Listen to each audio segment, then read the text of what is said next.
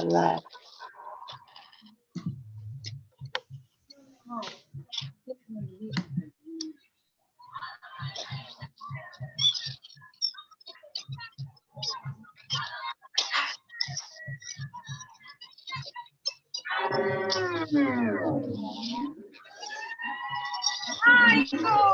Michael, eles não ligam pra gente.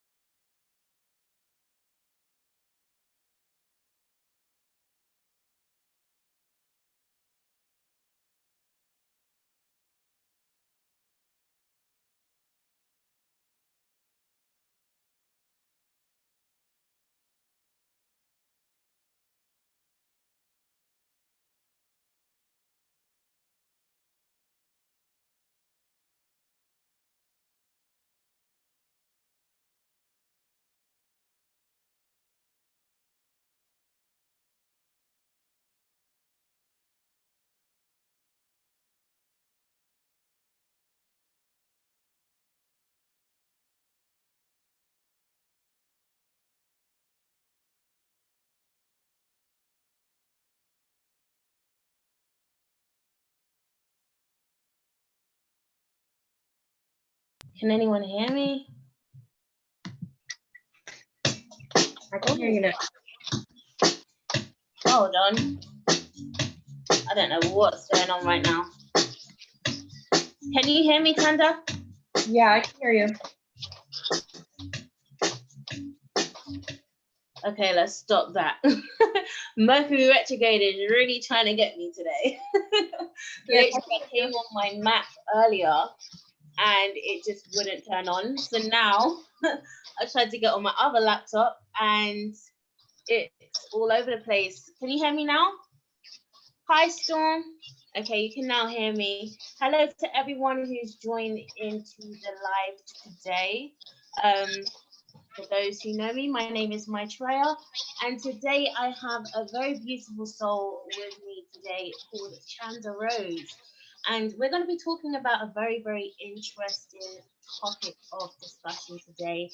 And we're going to be talking all about digital trends, digital cults and digital trends that is coming up right now. Obviously, everything is now becoming digital, so everything is becoming much easily accessible. And so I wanted to be able to highlight some things because I feel like it's so easy to get trapped in a lot of these trends and a lot of these cults that are coming up. I mean, it's rampant all over social media at the moment. It's not just one, there's many of them. So I did want to take this time just to highlight some things as to what to look out for, techniques that may be used, and sometimes it's very difficult to be able to identify some of these things, especially if you come up in very narcissistic or abusive families or abusive environments. So it's difficult for you to be able to identify some of these traits and some of these things for yourself, unless someone is able to highlight these things to you and you can learn how to see things differently yourself. So before we get into it, let me do a shout out to Nakala Angel, and I'm gonna link her details in the description box below. But I do want to shout her out because she sent me out some beautiful proper handmade jewelry. You can see the cowrie shells here at the moment, but she made me this beautiful lapis and crystal choker that is just so beautiful. Lapis lazuli is all about being able to tap into your own divine truth, being able to express that. And it's also to do with protection as well. So many different things. I don't want this to be a crystal live. But she also sent me this one as well, which is so beautiful. I'm hoping that you can see this. I'm on the delay at the moment, so I can't really see what it is that you're seeing. But I will be linking, there we go. I will be linking her information in the description bar because I believe in supporting each other. And us being able to support and promote what we can. So I definitely want to shout her out. Hopefully she's in this live and she can see. Thank you so much for sending this out. It's so, so beautiful. She's got like the little crushed lapis lazuli things in here as well. It's just beautiful. Really have made a lot of time, a lot of attention's been put into what she creates. So I definitely want to celebrate her for that. So before we move forward, I just want to take some time Chanda, for you to just take some time to introduce yourself. Who is it? Who are you? What is it you do? What is it that you're into? And then I guess we can segue into the bulk of what we're going to be talking about today. All right. As you know, my name is Chanda. My YouTube is Imera Speaks, and we'll be providing that link. Work within the spiritual community very privately and quietly. I remove parasites and tethers. I create shields for others. And I'm beginning to notice a lot of the digital cults rising up in the internet community. And so I decided to speak up about it and help Maitreya here with this topic, as I have quite a bit of experience with observations in these digital cults, as well as in the spiritual community as a whole. So we got together and thought it might be a good idea to highlight some of these things. Right.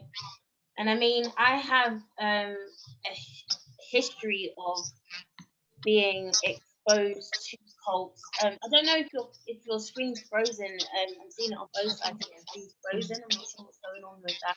Maybe you have to stop your video and restart it again. But me myself, I've come from a Christian cult. Doesn't even have, it wasn't a particular cult or anything. It was just they didn't even have a name. But their behaviors were very, very cultish, separating you away from your family, having a very strict set of rules that you have to be able to abide by, which in a sense really tears apart the family, because it's very patriarchal and it's setting up the women against the man at the same time, and then so that the man can get to do whatever, the pastor can get to do whatever he wants to do, and control and brainwash these women, and it became a lot. So I grew up being exposed to a lot of that behavior, and even to the point where when I was going to the School of the Prophets, my leader over me at the time, I remember when I was leaving Christianity, and I was trying to have conversations with him to say, I'm not really resonating with these things anymore, and this is where I stand. I remember him saying to me, well, you wasn't dismissed. And I just remember just being like, whoa, I wasn't dismissed. Like, when did I need to come to anyone for approval for me to leave anything? Like, I'm sovereign within myself. So what the hell am I asking you whether I need to leave or not? Like, that's an issue for me. And I believe that there's soft and there's hard ways that a lot of this type of behavior can play out. And I guess the reason why I mentioned or brought up the whole church thing is because a lot of people, especially within the spiritual or conscious community at the moment, they have come from a Christian upbringing or background where they may have been exposed to soft or hard aspects of this type of reality within itself. So this is why I believe it's really crucial to address this topic, because right now we're sitting in a community of very vulnerable people, and it's not to downgrade the people that is in the community, but essentially there's hurt and there's trauma that's been experienced from a lot of people that have transitioned from that life. So to come into another community where they basically experience the same effects that they've just come from, but in a different way, that's covered up with different words and different deities. It's not Jesus anymore, it's now community, it's now this person, it's now that person. Everything's just been switched. So how do you see, did you come from a cultish background in itself? Like, was it from church? Which was why you could begin to kind of see things playing out right now. I did have a little bit of religious background, nothing cultish. Mm-hmm. Essentially, what brought this into the mind's eye is that I'm an avid researcher. Mm-hmm. And so I will, go into many different realms of the internet and try to find my information. And that's how I happened upon the very first cult digitally that I ever experienced. And I wasn't there very long, having noticed exactly what it was and exited that. But Facebook and all its mini groups have just literally hundreds of these cults. And so it's quite common in the spiritual community to enter into one of these groups and find yourself, you know, under the, I guess, the guidance of the leadership of these groups, unwittingly, until you've been there for a while. And while I'm able to see that because I know the traits of a cult, just from having researched it, after that first experience, I was like, okay, so this is obviously like a cult, a religious cult. So what all does this entail? And so I put quite a bit of effort into researching cults as a whole, not just those that are on the ground.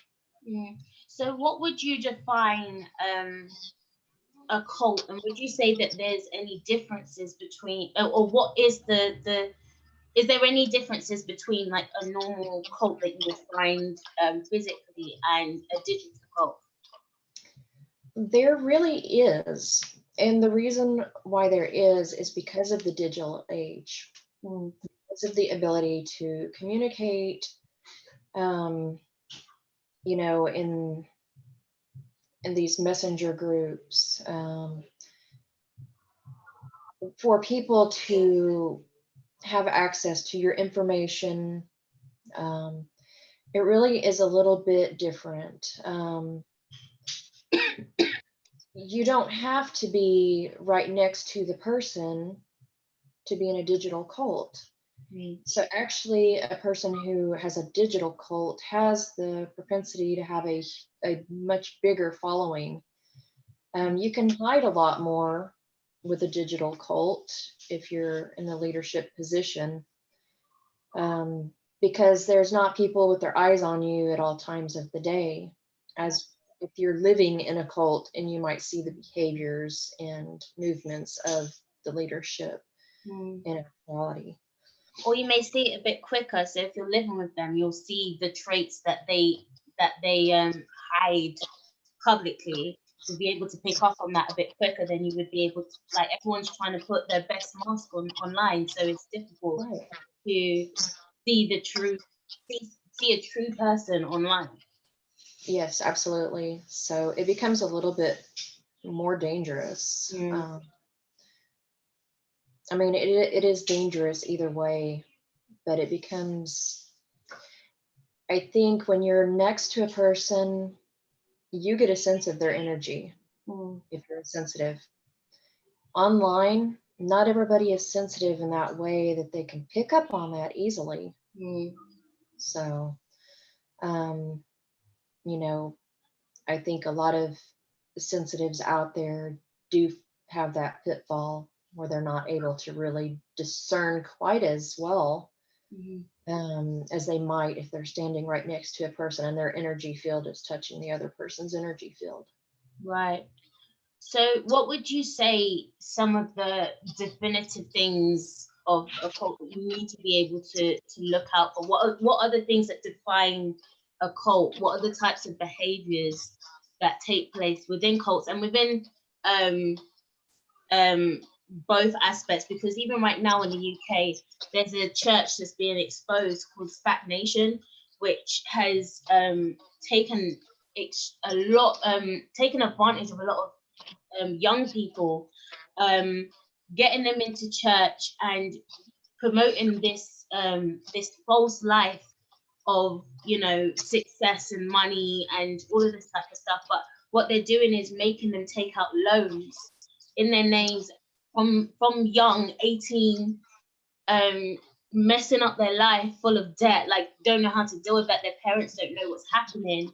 The anxiety, the stress, the depression, all of that type of stuff playing out. The trust that they had put in these places and these people, because they're seeing someone who's able to give them access to knowledge or wisdom that they may not be able to have. So then they have this attachment and a connection to that. And I think what's really damaging about this as well is the fact that, especially that these are young people, and especially younger people will be drawing more to us, a lot of these digital cults in itself.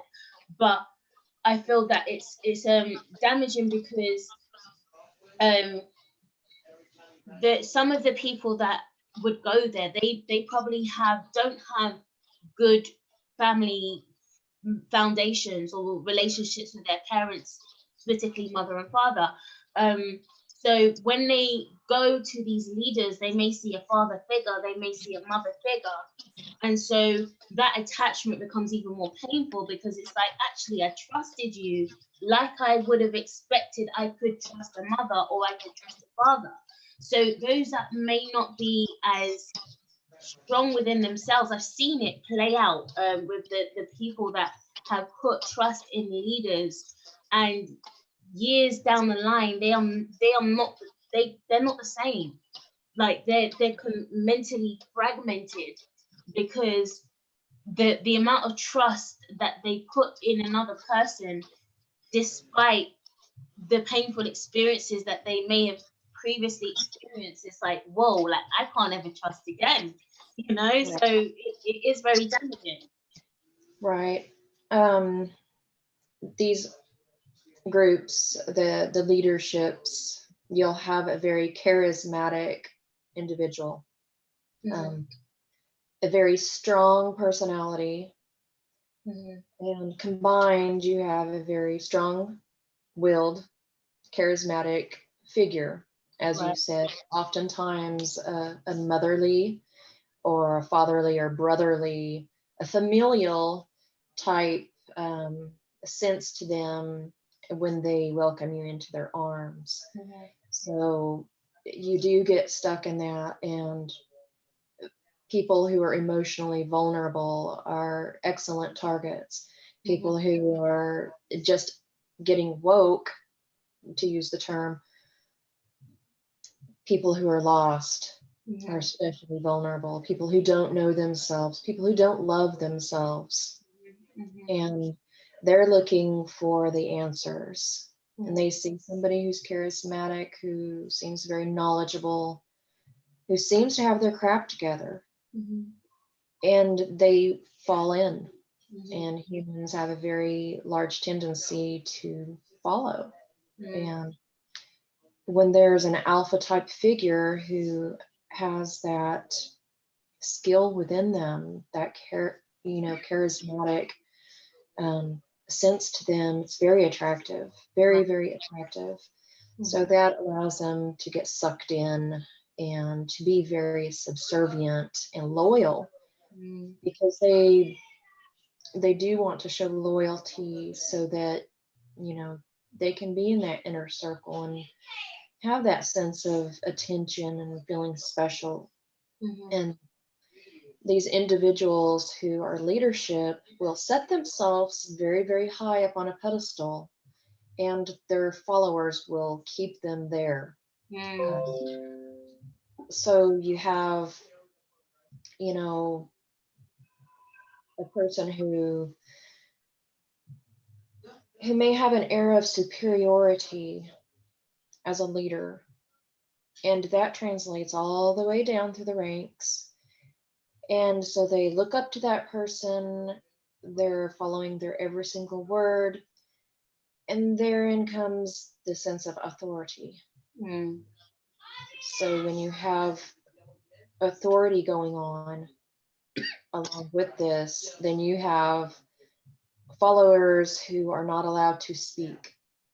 Their voices become diminished, and they're essentially fans, listeners, followers. And that's what they become. They lose their individuality and identity, and they basically become the cult of whoever. And it's very insidious. It's very slow moving. Yeah, I totally agree. And I think it's interesting because one of the things that we was talking about with one of the techniques you mentioned was the flying monkey technique, which is, you know, and I've seen this even play out with the experiences that I've had growing up. You know, once you don't agree with that pastor, or you know, you have the strength to speak out to him, then you're automatically excommunicated, and the members of that church can no longer speak to that member. You have to cut off all communication. You can no longer engage with them, and if you're seen engaging with them, then there's dire consequences for you. And I've seen this play out so many times, and I see it play out in the multiple, especially digital cults. You know, you don't agree, you put up a post, you don't agree, or you may share perspective, and then automatically you're excommunicated from that group, and then flying monkey techniques start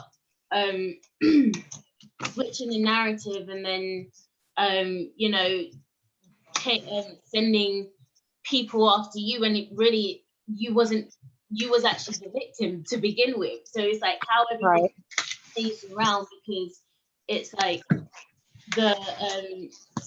because of the charisma that is built, and the following that is built, like the loyalty that is built, it's almost like this whole beehive.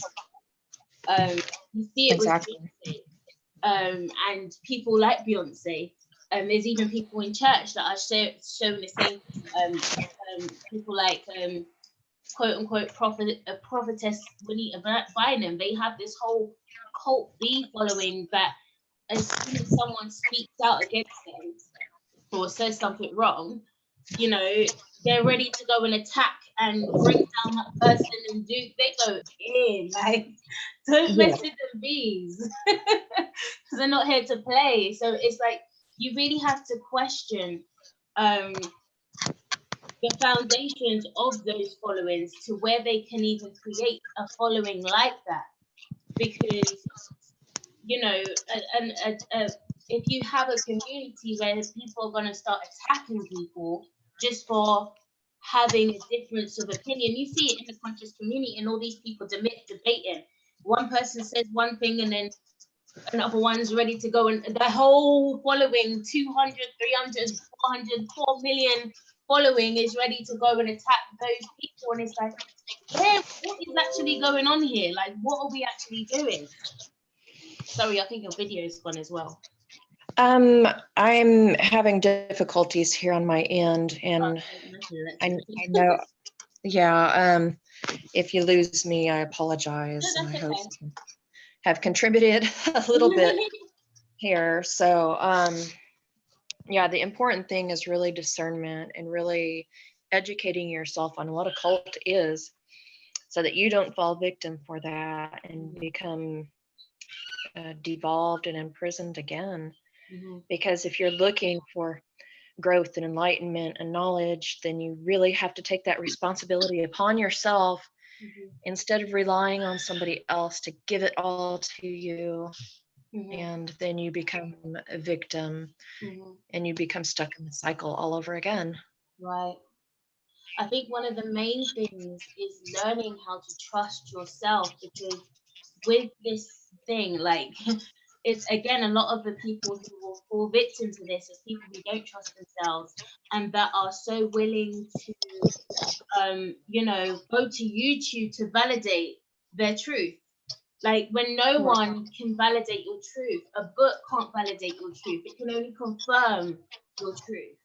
And so you have to learn how to be able to understand. Like, this is why, like, it didn't take me long to transition, and I think this is why a lot of people really were confused when I left church initially, because I took 6 months out, and I locked myself away. I didn't go anywhere. I didn't speak to no one. I said specifically, I do not want to speak to anyone, because I don't want anyone to influence what it is that I'm trying to process right now.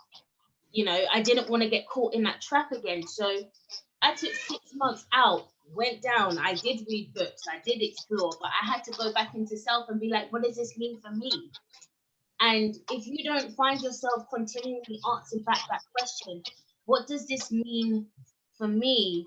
then you're getting swept along in this whole, you know, crazy wave that you didn't even create.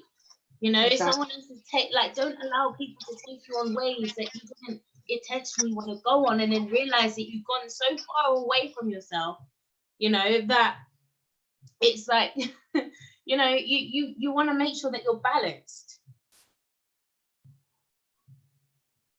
you know.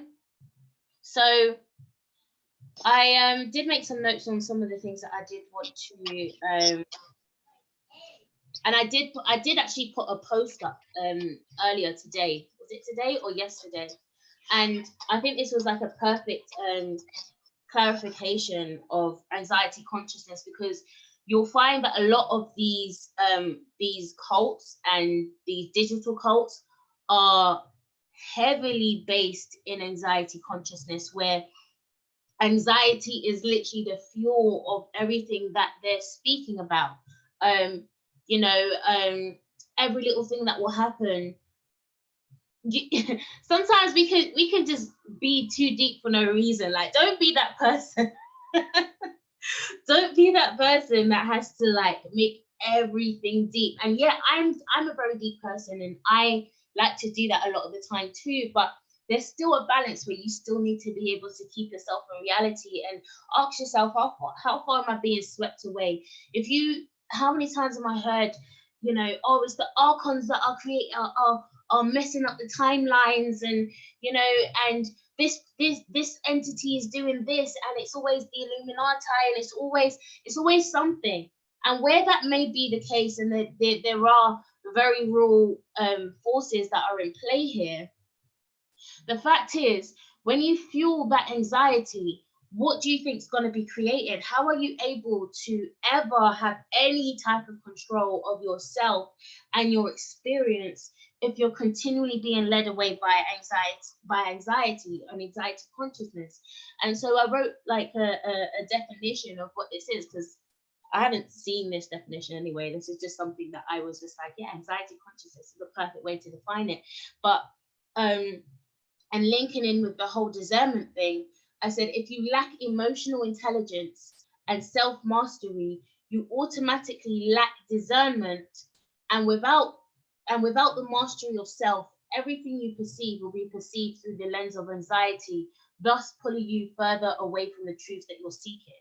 So you want to make sure that these groups that you're joining have a very grounded element in them, because if you don't, you'll find you'll get swept into some crazy things, and then, you know, you'll be exposed to information that you don't even know how to really ground. Like, you know, you've been exposed to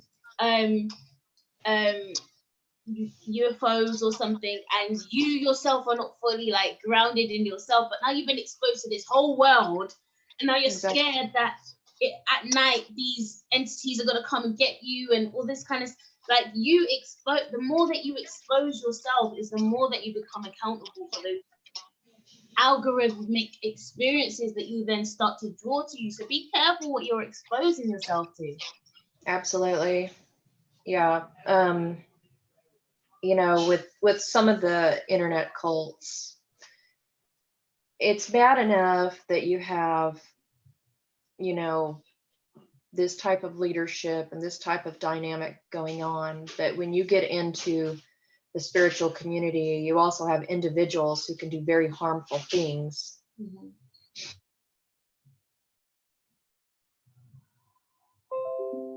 Are you there? Okay. I think the internet is going a bit funny at the moment. Hopefully she'll be able to come back in. It shows her connection is fine, but Mercury retrograde is on its own thing at the moment. As I said, I've been having problems with trying to do this just trying to work any type of electronic today. It's just wild. But I'm going to continue until she comes back. One of the things that you do want to pay attention to is the regurgitation of information. If you're finding that you're in a group, and oh my god, one of the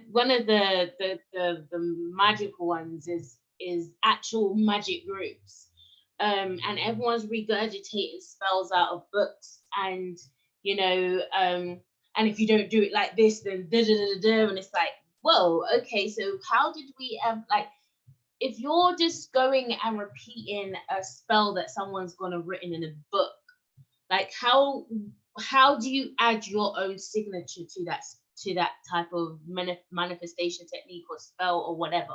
Like how do you add your own, how do you end up really manifesting from that? And I feel like that's where a lot of people mess up, because they're going around trying to follow methods and procedures that everyone else has done, and it's not everyone's way is going to work for you, but you need to learn to find a way of how to work that yourself. Like what, how best can you manifest something? Like what element can you use to that will align with what it is that you're best manifesting? What herb can you use that will best manifest align with what you're manifesting? Like just literally do a pick a mix, like, but research. Like, so for example, if you're looking for clarity, eye bright is a herb that's something that can be used or added into whatever it is that you're creating. Or clary sage is good for clarity, and also dealing with the sacral chakra and being able to clear out that energy. Cinnamon or anything to do with peppers, especially hot chili peppers or anything like that, that's like a really good spice that you want to be able to use in anything that you're using for, like for success or for money drawing rituals or anything. Like then you understand what what generically these things connect to, but it's, you create your own little mix. Like what are you going to create? Like, you're going to follow someone else?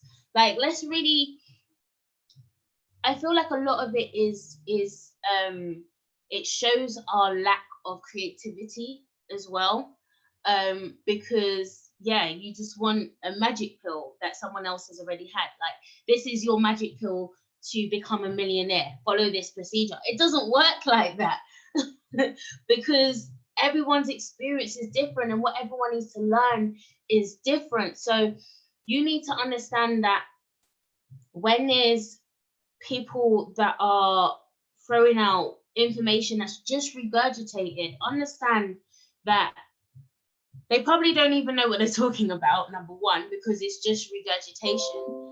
And you know, it's probably not something that you want to be aligning with, like, because where is the authenticity if everyone's just throwing out what this person has said and what that person has said? Again, it's not to take away from the fact that these things are needed for confirmation. But for example, I'm reading a book right now, very, very amazing book. I'm not going to get up and get it, so I can't bother to get up. But it's called The 15 Invaluable Laws of Growth. Amazing book. I'm still on the first few pages of that book, and I'm just writing notes of what is it that what is it that is bringing up for me? Like, what does this mean to me? Like, the first chapter was all to do with the law of intention. And, you know, sometimes we expect to grow because we've been growing from a child, from a baby, to where we are now. We've been growing. So you almost assume that the trajectory going forward would be growth. But if you haven't been intentional in your growth plan, like, do you have a plan of how to grow? Like, and I feel like this is the difference between ascension and expansion, because, like, yeah, everyone's on this get quick scheme. Let's ascend, let's get there. But then when you get there, like, have you really been able to integrate those levels? It's like, for example, right now, I'm getting ready to do some amazing things that I never thought I would do. But I'm looking at, like, different courses, and you look at a university course versus a chartered course, and you would only know about chartered courses if you are around in business circles. But to spend how much money to on a degree, you know, you're racking up a whole load of debt, but that's the route that is often projected to people. You know, go to university and work your way up, but you come out of university and you don't get a job. However, then you've got the other route of going a chartered route, so you can actually be trained by industry professionals and making sure that you have the experience that when you get out, you not only get a job, you get head hunted, right? But not many people understand that route of, you know, going down the chartered route. So it's like there's different ways. And let me kind of go through the comments because I don't want to let you guys think that I've been neglecting you. So Black Willow said, I was shunned at 8 years old because I asked whose God wife was in Sunday school. Listen, do you know how many times I got shunned for asking questions? Like, I'm a Gemini, so you can imagine how many times I got whooped just for asking questions. But you know, if you can't ask a question, if you can't approach any of your leaders or anyone for that matter, there's a problem. You know, what's actually going on here, and is it for the betterment of the people? And this is the thing, when you really look into cults and stuff like that, people are joining it because they want to be part of a family. They want to feel connected. They want to feel, you know, that they connect to people, like-minded people. You know, it's not easy, especially those that are going on this quote unquote consciousness or subconscious journey. There's not many people that really actively embody this type of work, so you can't speak about this kind of stuff to everyone. But it's like, you know, you want to be able to I just lost my train of thought. Yeah, you still want to be able to approach leaders, or just be real and just be honest. Like, if you feel like you have to constantly be on eggshells, there's a problem. Like, you can't, you know, that if you put a certain post up in a group or something, you know that would make you in fear of being cut off or whatever. Like, that's a problem. And that's what I was trying to get to before. A lot of these people join because they want to be part of something, and then when you realize that the intentions of what this thing was supposed to be initially, you realize that it doesn't align. Like, the intentions has gone far. What is created now has gone further away from what the intentions were supposed to be.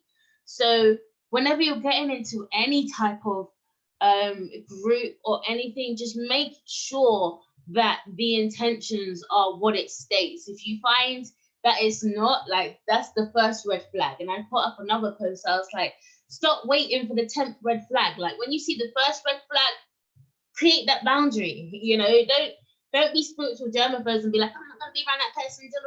Just create that boundary, you know, just healthy boundaries. And this is what we need to be learning how to set going forward, especially going into 2020. I feel like this is what this season is just bringing up for us, just learning how to set effective boundaries around yourself, and learning how to just be real with what you see. You know, a lot of the stuff is being revealed, and that's another thing, especially within cults. It's difficult for you to be able to see the truth because they've done so well to cover up the truth. So understand that if you want to see the truth, you're gonna have to, like, really look beneath the surface. Like, you can't be looking at things head on and expecting to see exactly what it's really about. Like, you're gonna have to, because a lot of the times we like to deceive ourselves. We like to deceive ourselves, and this is just a human trait. You know, we like to deceive ourselves from what it is that we see we're actually seeing. I mean, I've had many clients that they've come to me to get clarity about their relationships, and They know they should have been left that relationship 10 years ago, and they're still in there trying to figure out ways to make it work, because you're blinding yourself to the truth, the reality of the toxicity of what this relationship is. But because it fuels an aspect of you that you don't want to be able to let go, or that you're fearful that may not be replaced effectively, then that's what creates the fear and the inability to actually free yourself and actually go forward. So still not sure what's happened to Chanda. She hasn't come back in, but I'm going to continue. Hey, Banji. Crystal goes, I'm so glad you're speaking on this. It's so easy to get caught in them. Yes, it is so easy to get caught in there. And if there's anyone out there, if you've been involved in any type of digital cult or cult, like, just share your experiences, because, you know, it's again, it's hard for people to see. So unless you have like these practical physical examples for yourself, then you kind of look into yourself. Like, there's been times I've been in groups for a while, and I have noticed some things, but again, I just wanted to, you want to see the good in everyone, and this is a lesson that I'm having to learn, like, for real. Like, as much as you want to see the truth in everyone, like, don't lie to yourself. Like, don't create an illusion for yourself that blinds you from the truth that you're actually seeing about your reality, you know? What else is it that I wanted to say? Okay, a lot of these digital cults do not teach you anything about self-empowerment. A lot of what they teach you is things, oh my God, the amount of times I've seen, like, you know, people put up, they're selling their stuff, or they sell, like, they'll do like a reading, and then they'll say, oh, I see that you've got a hex, and so basically you can go back into my store and you can buy this candle and this spell kit and this, that, rare, and it's like, yo, this is actually another reason why, like, I'm having a bit of a paradox, because I'm going through a massive shift. As I said, I'm no longer really trying to mix in the spiritual community. I'm going for a massive reinvention of self. I don't really want to say too much until, especially in Mercury Retrograde, but I may have to say something soon. But I'm going for a massive reinvention, and I'm trying to go. I have a deep passion for marketing, and as much as I have a passion for marketing, I'm having a distaste for it at the same time, because everyone's trying to sell to you, but it's in ways that it's just like, oh, it's so irritating. And it's coming off into the spiritual community, like, really hard. Like, the spiritual community, the self-help community, like, everyone's trying to sell you a package and this, that. And literally, as much as I'm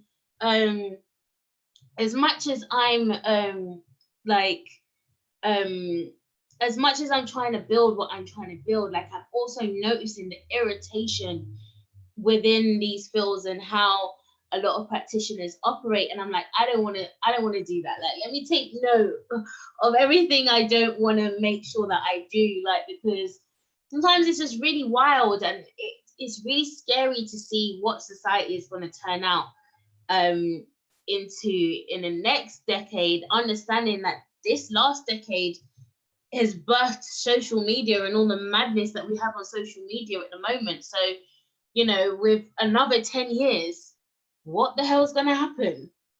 Isn't the truth based on one's perspective? Yes, it is. That's another thing. Like, everything's a 6 and a 9. Like, it's not to cancel out perspectives, but if you it's about learning how to include them all. Like I keep saying, like, we don't have to agree on everything, and everyone's truth is not based off of this, like, of the same things. Like, our truth is based off our personal experiences and how our personal experiences have shaped our reality and our path.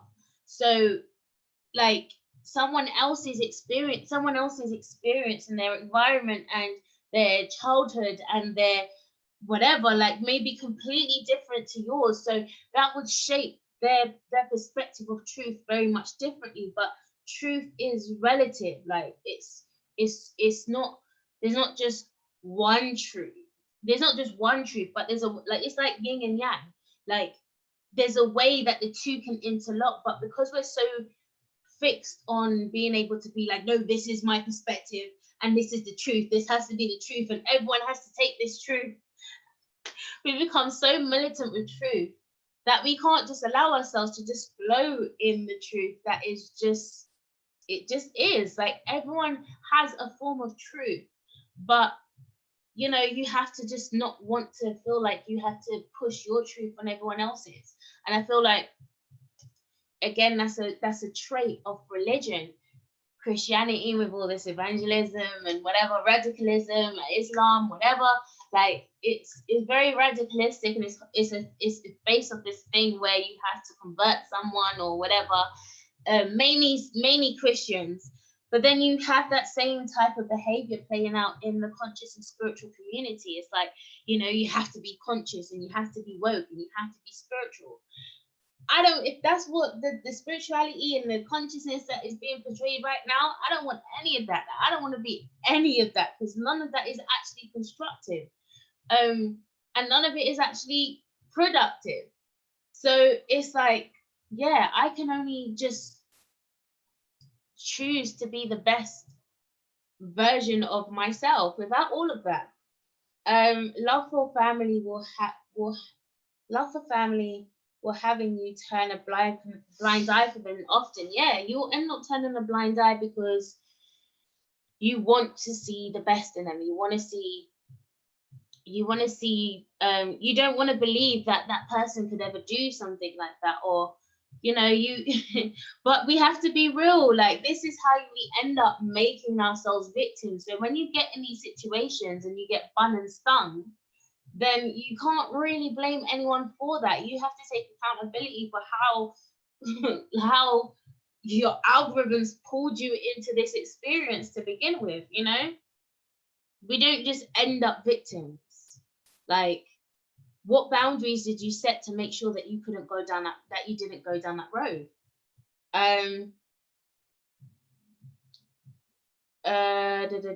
Also, there's a lot of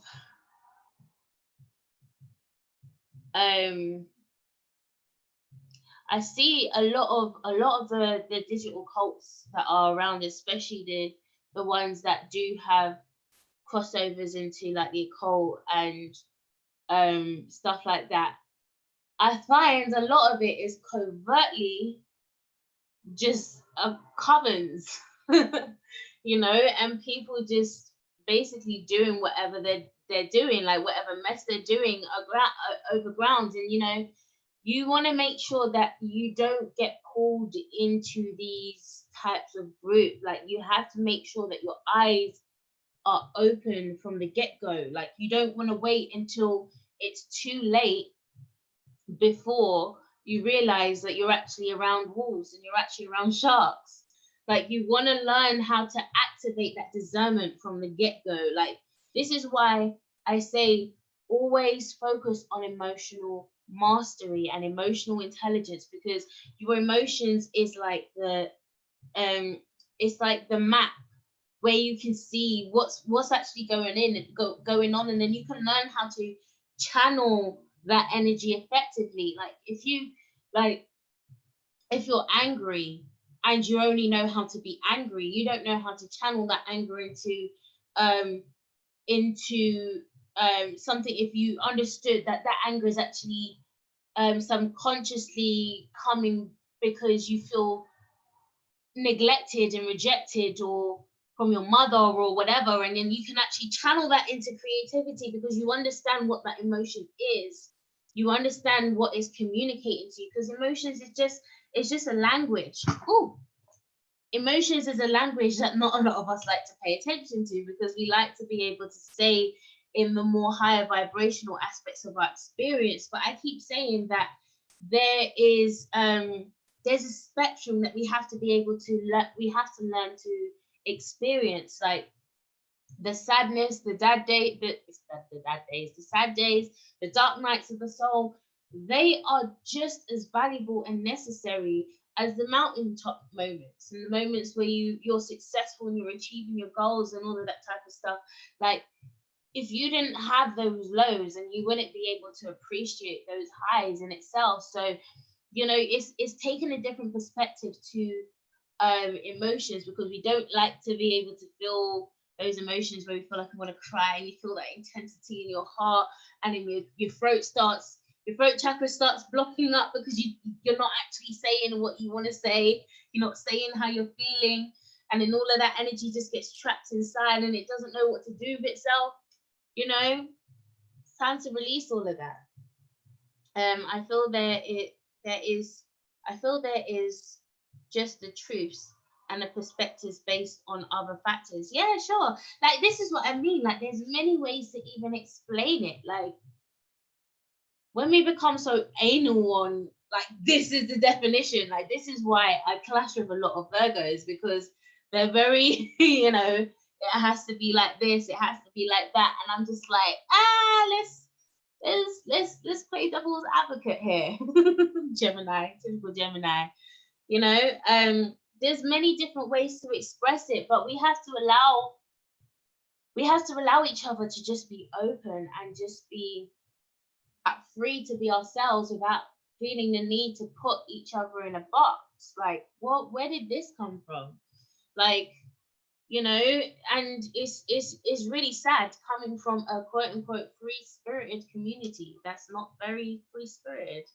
You know, it's it's crazy. It's so crazy. Like, you're damned if you don't have money, and you're damned if you do have money. Like, people will talk about you like, oh, she doesn't have money, oh, this person has money, oh, I wonder how she got it.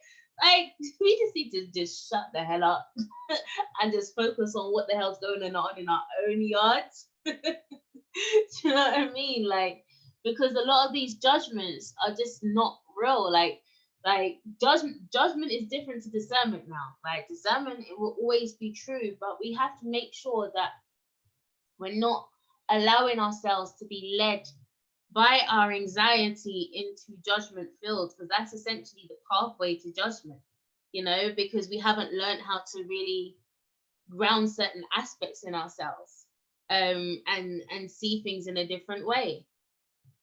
What else did I want to say? Oh, she's saying that she's having connections problems at the moment. Mercury retrograde. Yeah, not feeling like you have to follow someone else's philosophy as well. Like, what is your philosophy of life? Like, you don't even have to be in a group that shares that same philosophy. You just need to be around people that allow you to share that philosophy without judgment and without fear of, you know, like, any madness or whatever. Like, where's humanity gone to where we can't even allow, like, this whole censorship in itself, like, the direction of humanity is going in a wild direction, but it can be stopped if we allow ourselves just to be a little bit more conscious of what it is, or how we personally play into these narratives, and how we personally contribute towards censorship. Like, I had a beautiful discussion on my Facebook page the other day, and I asked the question, and I'm going to actually turn this into content, because I think this was definitely something that we need to have a wider conversation about. And it was talking about the difference between I asked the question, is there a difference in the mentality is there a difference in the mentality and the psychology of Black African Americans and Black British? And there was loads of people that commented on that post, both from Britain and both from the US. And it was really intriguing because there were some people that said, no, there's no difference. But there was a lot more people who could identify differences in terms of, and this is one of the things that I actually brought up. And I think this links to this whole Black consciousness thing, movement in itself, because, and why I feel like it's not really catching as much fire, or the type of, the way that it is in America, wouldn't catch as much fire like that in the UK, because I feel like one of the major differences between Britain and the UK is, I say the US is more so backwards thinking in the sense that a lot of the focus is on the past, and a lot of the time, like, that clutch to the past is like the biggest kind of downfall, because it doesn't allow them to move forward. But then I feel like in the UK, we're more forward thinking. Like, we're more like, okay, so how do we move forward? Like, what can we do to get forward? Like, there's a very distinct divide, and I can understand why. Looking at things like poverty, we don't, like, when I really sit down and I think about it, over here in Britain, we don't really know what poverty is compared to the rest of the world. It's not to say that poverty doesn't happen here, but we don't get our utilities cut off. Like, we will still have our water, we'll still have our electricity, we'll still have our gas. We'll be in debt, but it won't get cut off. Like, you know, the justice system is different. You know, there's loads of different systems that's different. And I feel like that creates a lot more anxiety in places like America. And I feel like this was another distinction that I had actually, or something that I had noticed the other day, was that so America is when you look at the chakra, the earth itself has chakras, and the location of America is located on the root chakra of the earth. And UK, the portal for there is Glastonbury, and that's actually the heart chakra of the earth. So, you know, I feel like that in itself creates quite an interesting distinction of the type of energies that is influenced in these different locations, and how it plays out in And I feel like the reason why it's important for me is because I'm a British person who has a majority American following. Like, I'm a lot more of my groups have been American groups and stuff like that, mainly because there hasn't been as much people in Britain speaking about these things, so I've had to be looking at America. But then realizing that our mindsets and stuff and how certain things will be presented and stuff would not be the same. So I feel like that's another thing in itself for anyone who's watching this live as well, and anyone who watch any of my videos, understanding that if you are from the other side of the pond, like we're like, I'm from Britain, so certain ways that we have, certain things that we do, like, can't really be lumped in with, you know, certain behaviors or things in the States. So I feel like a lot of what I would get prejudged by a lot of the culture that is happening, particularly in American movements. But I'm not even, like, I'm from Britain. Like, there's a lot of things that I just really don't agree with. Let me go back to the comments. Hi, Global Melanin Magazine. Hope you're well. Hummingbird, I'm hoping you're well. Yeah, Chanda, I'm not sure what was happening with her internet. I've noticed it kept going low. Hopefully we'll be able to bring her back on again. I wouldn't know what racism is if it wasn't for being shoved down my throat.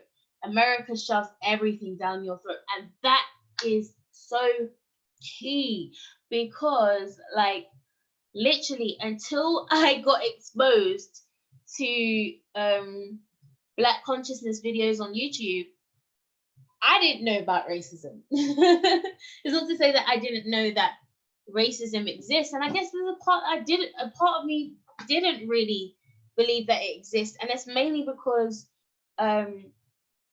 my parents, even, and this is weird because my parents came over in the Windrush, so they're Caribbeans who came over here in the time where Britain was extremely racist, and you know there was a lot of stuff that was happening over here, but for some reason they didn't share these experiences, and so where Britain became a bit more progressive and multicultural, especially within London, and very diverse, and this is why London would always be like anti-Brexit, because of the nature of what London is.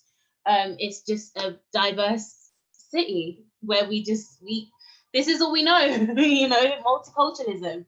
And I think that even links into the division between like things like how things are perceived between interracial dating and, you know, being able to date your race.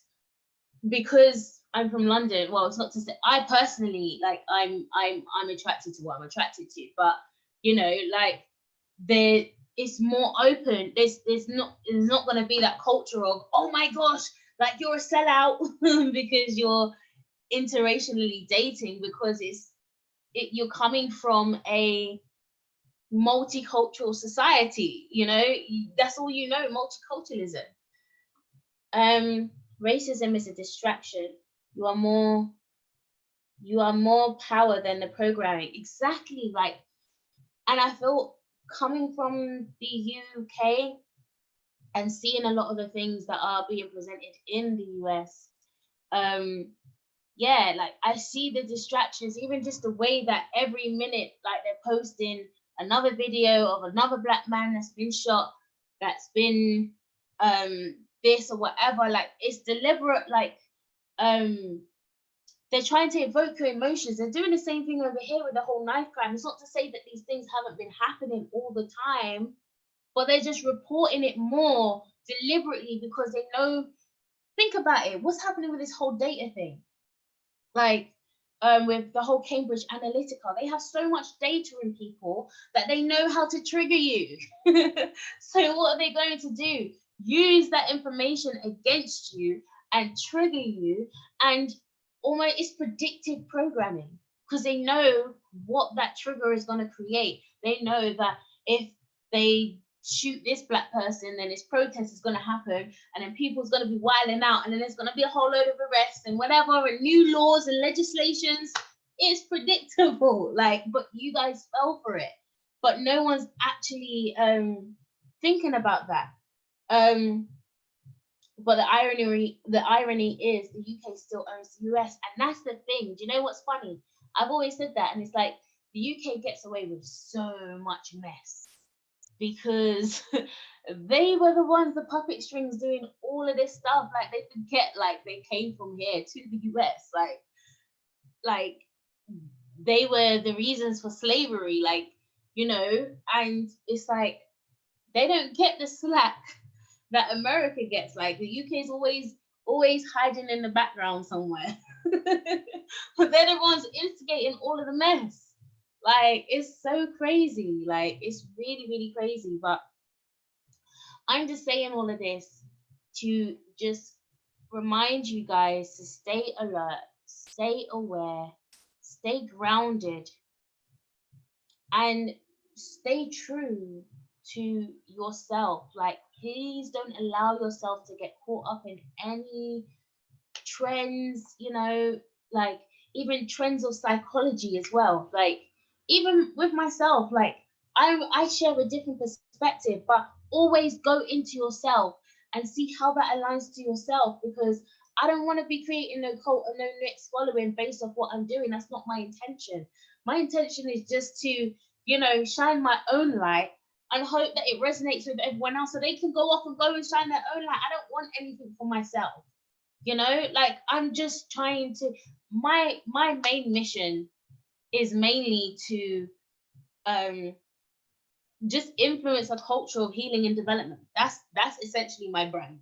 Like, just that, like, just to inspire people, be accountable, like, check your triggers, like, you know, because we've got so much information that is focused on, you know, dealing with your handlers and dealing with like everything outside of you, when you're forgetting that the projection is coming from the inside. So while you're neglecting all of this is the illusion that you're looking at. Like, it's like if you look in a mirror, for example, this, like, my hair's a mess, like, I'm touching my hair, I'm not touching the camera, like, it's not, nothing's gonna work like that.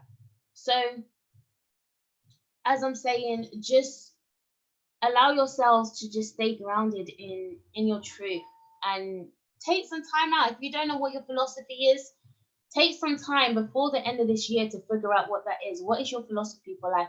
What is your philosophy going into 2020? Because this is 2020 vision, and you want to make sure that you're aligning yourself, that you're clear and you're intentional. Remember what I was saying at the beginning of this video about growth and being intentional about growth.